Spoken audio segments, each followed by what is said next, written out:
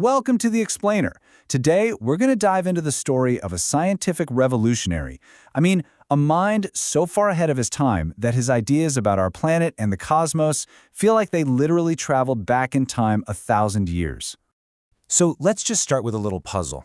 Way before the European Renaissance, while pretty much the whole world believed the heavens revolved around a fixed, unmoving Earth, there was this one brilliant mind who was already arguing that our own planet was in constant motion. And get this, centuries before the telescope was even a glimmer of an idea, this same thinker figured out that the moon and the planets don't have their own light. Nope. They just shine by reflecting the light of our sun. He proposed something truly radical for the time. That whole spectacle of the stars moving across the sky every night, it's not them moving around us. It's an illusion caused by our very own Earth spinning on its axis. And maybe most importantly, he took myth and replaced it with math. He explained that eclipses weren't caused by some giant celestial demon named Rahu swallowing the sun or moon. It was much simpler and much more elegant. Just the predictable shadows cast by the Earth and the moon. So, who was this absolute visionary? The mind behind all these incredible ideas was Aryabhata. He was a pioneering mathematician and astronomer from ancient India, often hailed as the father of Indian mathematics. And to really get a sense of his genius, you just have to look at this timeline. He was writing all this down in 499 CE. That's a full millennium before Copernicus started making waves in the West. That is an almost unbelievable leap in scientific thinking. For all his fame, Aryabhata is still kind of shrouded in mystery. We're pretty sure he lived and worked in Kusumapura, which was the capital of the great Gupta Empire. But his actual birthplace? Well, that's still a hot topic for debate among scholars, with theories pointing to different regions all across India. What's really amazing is that everything we know about him, all these revolutionary ideas, they come from a single, incredibly compact text, the Aryabhatiya. It's this breathtakingly dense summary of all the mathematical and astronomical knowledge of his time, all of it squeezed into just 121 Sanskrit verses. Let's talk numbers for a second. He calculated the value of pi with stunning precision for the 5th century. He laid it out like this. Take a circle with a diameter of 20,000. Its circumference will be 62,832.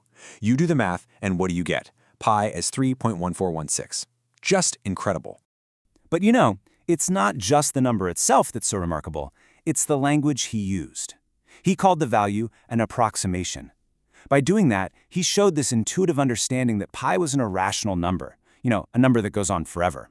That's a concept that wouldn't be formally proven in Europe for another 1,300 years.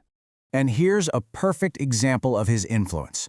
The word sine that we all use in trigonometry class today, it exists because of Aryabhata. It started with his Sanskrit term, jya. That word was then passed through Arabic and Latin, getting translated and, mistranslated along the way, until it finally landed in our modern math books.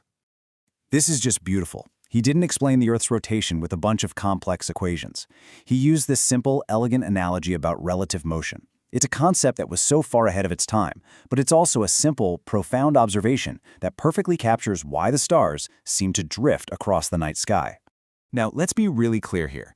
Aryabhata didn't propose a fully sun-centered model like Copernicus did centuries later, but his framework was a massive leap forward. By calculating the orbits of the planets relative to the sun instead of the Earth, he was laying the critical mathematical groundwork for the heliocentric revolution that was to come. But like with any great historical figure, his work isn't without its own set of puzzles and debates. Modern scholars are still digging into his ancient texts, discussing all the nuances and complexities. For instance, as we said, scholars still argue about where he was actually from. They also point to some of his formulas for things like the volume of a sphere, and, they're wrong. So the debate is, was it a genuine mistake, or did something get lost in translation over the centuries? And then there's the whole discussion about zero. He didn't invent it, but his super sophisticated place value system absolutely required it to work. Ironically, even his mistakes make him more remarkable. He incorrectly stated that stars shine with reflected light just like the planets. But this just shows he wasn't some mythical, all-knowing figure. He was a real, working scientist, testing ideas, pushing boundaries, and that makes all the conclusions he got right that much more impressive. And the thinkers who came after him, they knew he was a giant. The great 7th century mathematician Bhaskara I, who wrote a whole commentary on the Aryabhatiya, didn't just study him, he revered him. He called him simply the master.